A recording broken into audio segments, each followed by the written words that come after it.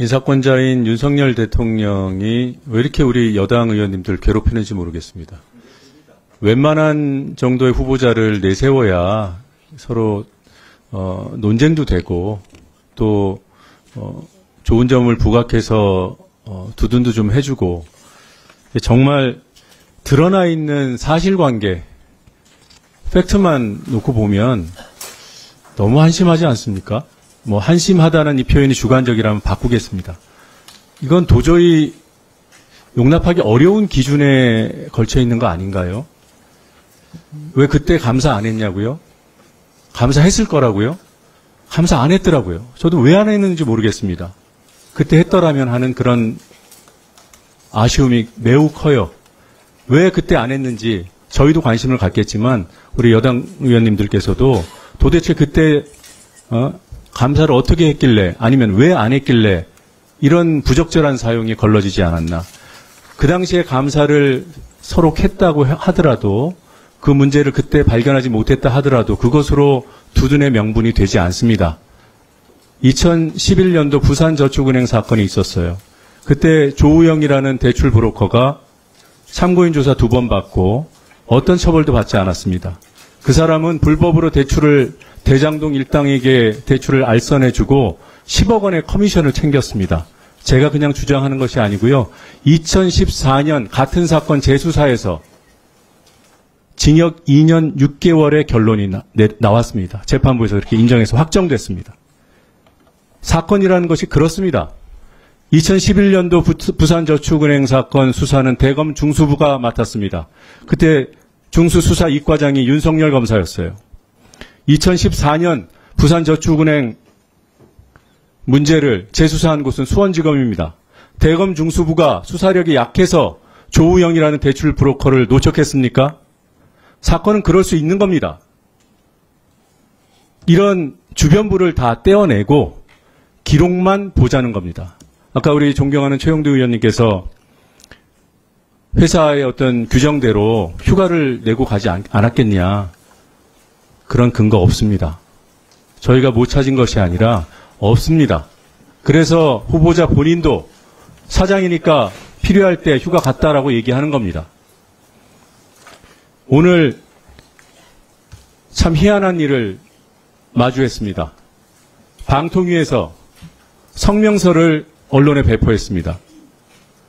이진숙 후보자와 같은 시기에 문화방송 MBC에 계열사, 지역사, 사장 등 경영진 1동이라고 경영진 12명 1동이라고 조금 전에 우리 최 의원님께서 말하신 그 핵심 내용. 그때 감사를 했는데 아무것도 안 나왔다. 다시 말씀드리지만 그때 감사 없었습니다. 감사를 했다 하더라도 아까 제가 말씀드린 그런 이유로 두둔의 사유가 될 수 없습니다. 두둔의 논거가 될 수 없습니다. 하물며 이 성명서는 문화방송 전직 계열사 및 지역사 경영진 12명 1동인데 왜 방통위가 이걸 언론에 배포합니까? 심지어 이분들은 자신의 이름도 내걸지 못했습니다. 권땡땡, 김땡땡, 김땡땡, 안땡땡, 안땡땡, 윤땡땡, 원땡땡, 이땡땡, 이땡땡, 임땡땡, 한땡땡, 허땡땡. 이게 성명서라고 배포된 겁니다.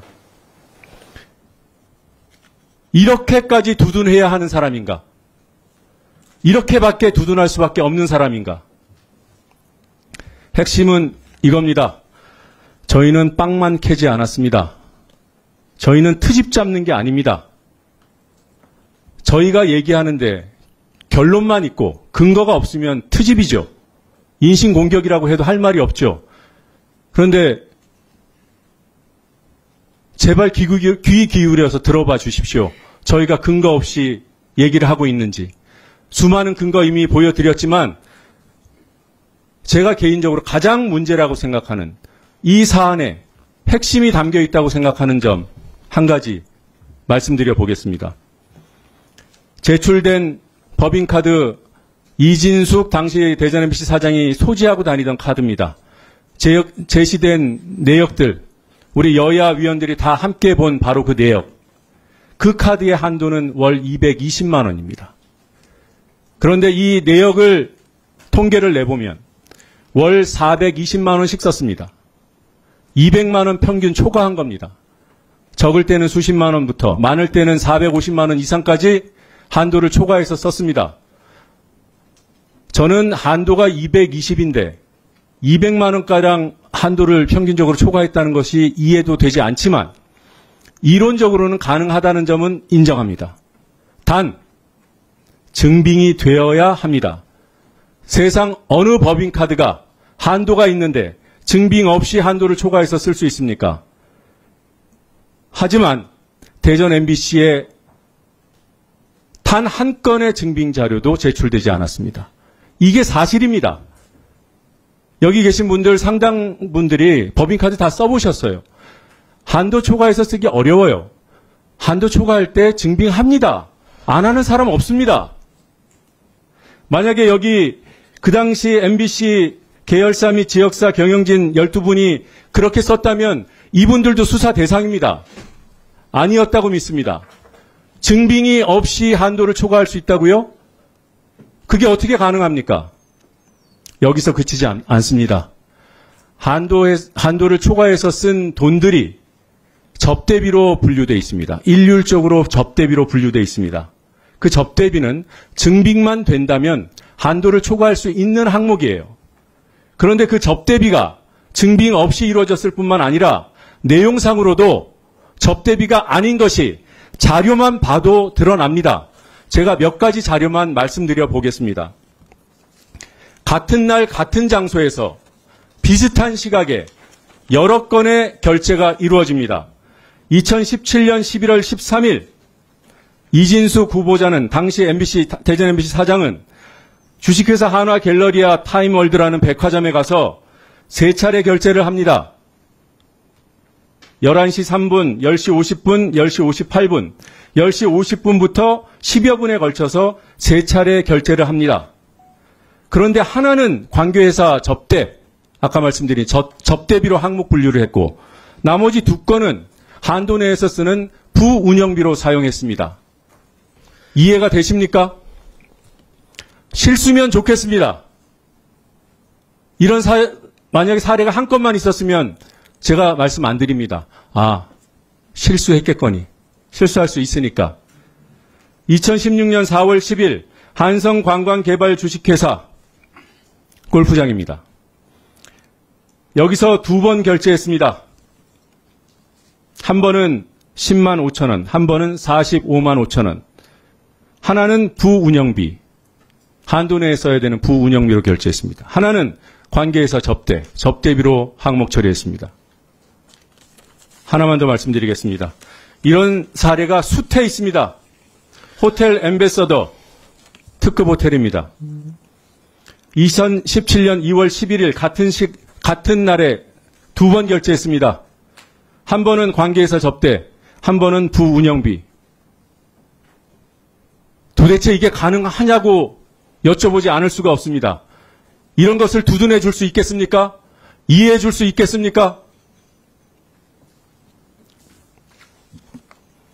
월별로 부운영비, 한도 내에 쓰는 부운영비로 사용한 금액 한 번도 220만 원을 넘어본 적 없습니다. 당연하죠. 관계회사 접대 2015년 3월 160만 원 초과, 2015년 4월 94만 8천 원 초과, 이렇게 매달 초과합니다. 2015년 9월에는 289만 원 초과, 2016년 6월 340만 원 초과, 한도가 220만 원인데 300만 원 넘게 더 썼습니다. 2016년 8월에는 무려 437만 원을 초과했었습니다. 최고 기록을 말씀드려 볼게요. 2017년 3월 박근혜 대통령이 탄핵되던 그 시점 무려 453만 7천 원을 초과해서 썼습니다. 아까 말씀드린 대로 증빙자료 단 한 건도 없습니다. 아까 말씀드린 대로 같은 곳에서 같은 날 쓴 여러 건의 명세를 자기 멋대로 어떤 것은 운영비, 어떤 것은 접대비로 이미 분류했습니다. 이게 허위작성이 아니면 도대체 뭘 가지고 허위작성이라고 하고 배임이라고 해서 사람들을 처벌할 수 있겠습니까? 이런 사람이 장관급에 올라가 있는데 누굴 처벌할 수 있겠습니까? 그래놓고도 법치주의를 얘기할 수 있겠습니까? 그래서 다시 처음으로 돌아가면 저는 윤석열 대통령이 우리 여당 의원님들을 너무 괴롭히고 있다고 판단합니다.